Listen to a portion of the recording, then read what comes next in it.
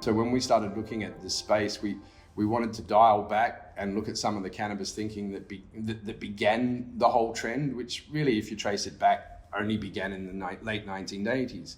So we centered our attention on the first medicinal cannabis company in the world, which was a company called Hortifarm. And Hortifarm were the first people to grow cannabis for medicinal purposes. And that company was established by a gentleman called David Watson, who basically had gone on a mission from, I think the late 70s all through to the early 80s to go around the world and collect the largest sort of diverse collection of cannabis seeds to create a seed bank to develop specific strains for medicinal purposes. Step one for us was, okay, let's have a foundation in this space. That foundation is to have the widest bank of genetics. We invested in those thanks to the efforts of David. David's now on our advisory board.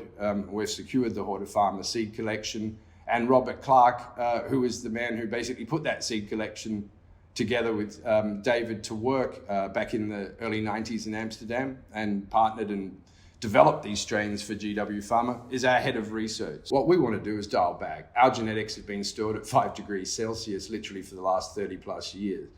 And a lot of these genetics represent, cultivars and landrace species that are literally lost in the current cannabis sort of environment.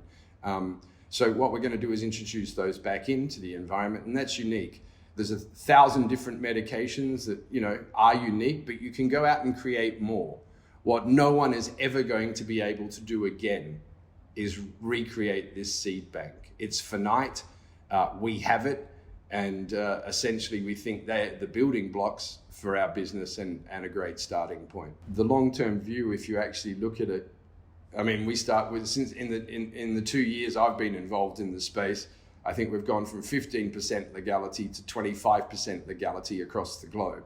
So, essentially that means the world market doubled in the last 2 years. As I said, if you walked into a 7-Eleven today with a cannabis understanding perhaps of 500 years ago, everything from your canned drink of tea that you're buying grandma, to the liniment you're buying grandpa, to the dog snack you're buying, to the headache pills that you're buying off a shelf, will all contain cannabis, and we're a long way from that. So, I think if you consider our business model is about creating better plants for better commercial outcomes.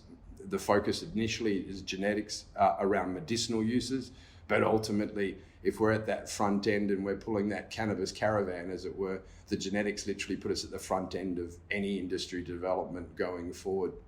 Our focus in terms of cannabis is the medicinal space.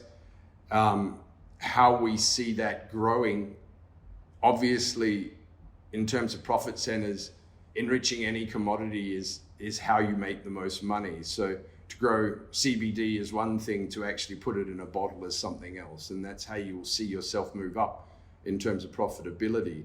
But we're getting there differently. So our genetics we see as the horse before the cart.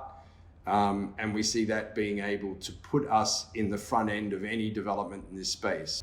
Essentially, we're looking at breeding from 2 specific sites. One we've earmarked already in New Zealand, which, from the cultivars we developed there, we'll be able to fairly much supply the whole sort of established cannabis world, as it were. Europe, Australia, the US, Canada, other sort of countries agriculturally that are sort of growing in similar conditions, as it were. Our second and more ambitious project and that's to create a breeding center in a sort of tropical equatorial based climate.